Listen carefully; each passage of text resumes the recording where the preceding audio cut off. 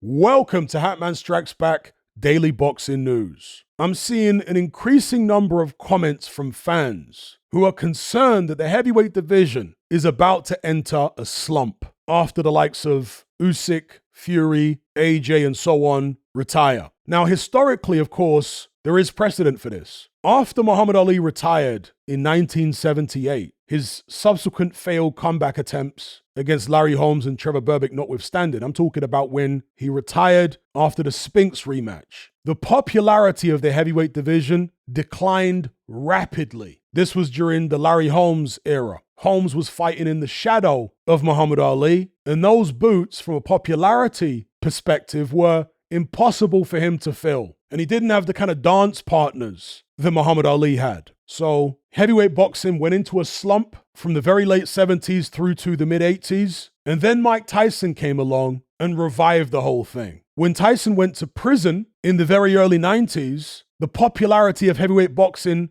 declined slightly, but there was still a decent amount of interest in fighters like Evander Holyfield and Riddick Bowe. He obviously had a fantastic trilogy, but the buzz and the popularity of heavyweight boxing did drop off a little bit. But when Tyson came out of prison in 95, it exploded again. And it remained pretty high. You know, there were peaks and troughs here and there, but it remained pretty high until Lennox Lewis retired in 2003. And then the heavyweight division went into what I call a dark age, the Klitschko era, when it dropped off to its lowest level of popularity that I have ever seen in my lifetime. There was such little interest in the heavyweight division during that period that the major networks that were still showing boxing in the United States, HBO and Showtime, stopped airing Klitschko fights for a certain period of time. And that slump lasted for a full 12 years until the likes of Tyson Fury, Anthony Joshua, and Deontay Wilder emerged on the world scene around 2015. So as I say, the heavyweight division, just like any other division, has gone up and down in popularity over the years. And many people seem to be of the view that that's what we're on the verge of now, a massive decline in the popularity of heavyweight boxing. Here's why I don't necessarily see it that way. Now, to give myself a little bit of a pat on the back, I think I was the first person on YouTube,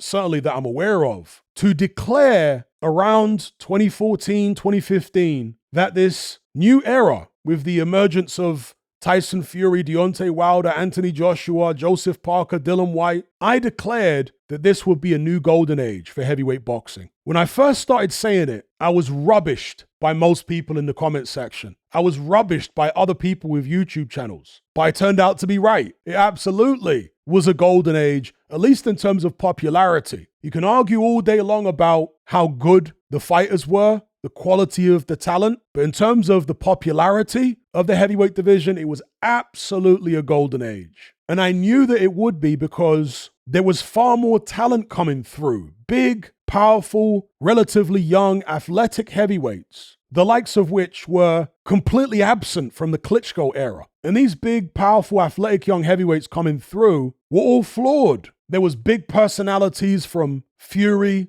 Dillian Whyte, Deontay Wilder. There was the corporate poster boy in Anthony Joshua. I could see it had all the ingredients to be a very popular era, both in terms of the marketability of the fighters and the stylistic matchups making for entertaining bouts. And also for upsets because of the vulnerability of all the fighters coming through. And upsets are good for boxing, folks. They shake things up. That's one of the reasons that people are drawn to heavyweight boxing in particular, because there's always the chance of an upset, more so than in any other division in boxing because of the power of the big men and the fact they're not as skilled generally as smaller men. So there's more chance of the big shots landing. So I was right on that. I accurately predicted that we were going into a golden age of heavyweight boxing. I'm not saying I'm right on everything at all, but on that particular thing, I read it right. I'd lived through the 80s and the 90s, and I recognized certain patterns, certain things falling into place that would make for a golden age. Now, going into this new heavyweight era, the post-Usyk, post-Fury, post-Joshua Wilder era, I don't see it being a dark age. I don't see the popularity of the heavyweight division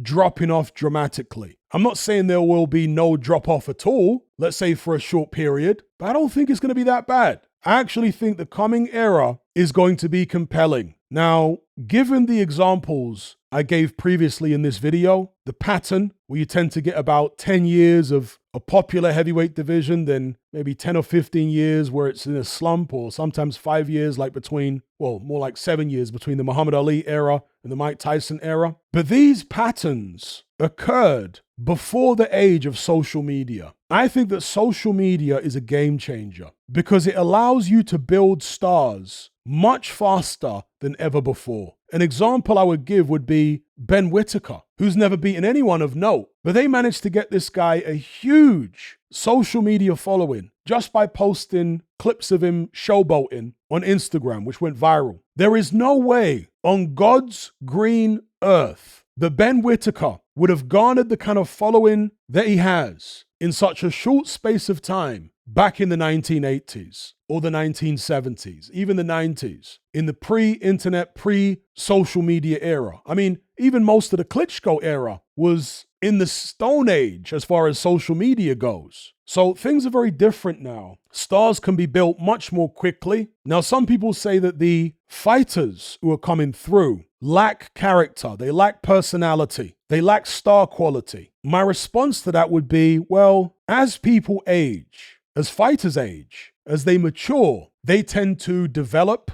more of a personality and come out of their shell more. Not that they're all necessarily shy, but they just tend to get more comfortable on camera, public speaking, doing interviews and so on. I mean, if you see the early interviews with Tyson Fury, he was a lot more awkward on camera than he would subsequently go on to be years later. If you watch some of the early interviews with Dillian Whyte, he was quite subdued and reserved. It's not until years later that he started having all this banter with Kugan Cassius and all that kind of thing. Same with Deontay Wilder. You go back and look at his early interviews. He just looked like some dork from Alabama, some mama's boy. It wasn't until after he became champion, really, that he started developing more of that character. So with this new crop, I would say give them time. And of course, for some fighters, they don't need to have a personality in order to be popular. Anthony Joshua is an example of that. Really no personality at all, but wildly popular at his peak. But the main reason that I think this next heavyweight era is actually going to be a pretty good one in terms of popularity is because there's plenty of talent. There's also plenty of vulnerability among the talent. Now, some of these guys are in their early 30s, but I'm including them in the new wave, in the new batch coming through. So you got Richard Torres, Olympian, exciting style, potentially vulnerable as far as punch resistance. You got David Adeleye, cocky,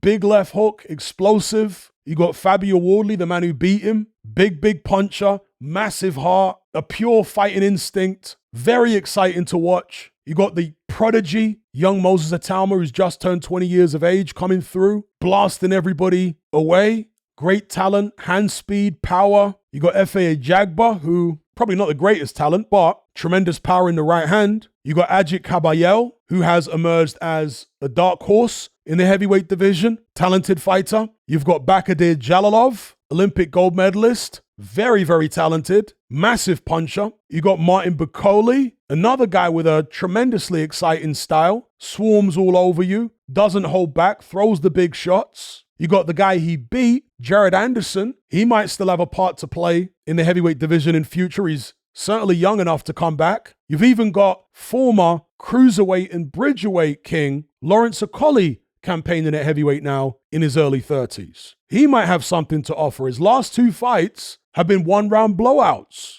not 12-round hugfests. And then leading the charge for this new generation of heavyweights is the current IBF heavyweight champion Daniel Dubois, who is another very exciting fighter. Match up any 2 of these heavyweights, and in most cases, you're going to get an exciting style matchup. You combine all that with social media, the fact that Atalma is so young, I mean, that's going to bring in loads of younger people. I think it's actually going to be great. And I want to shout out Devon in my Element group because he also factored in, we were having this discussion in there the other day, he also factored in Turki Al-Sheikh's involvement in all this. The Saudis are very serious about boxing, particularly heavyweight boxing. They're taking a keen interest in several of these young heavyweights coming through. Their events are spectacular, no expense spared. So yeah, I don't see the pattern repeating itself just yet because of the factors that I've just laid out. Might be a little dip after the old guard retire, but I don't think it'll be long before the division is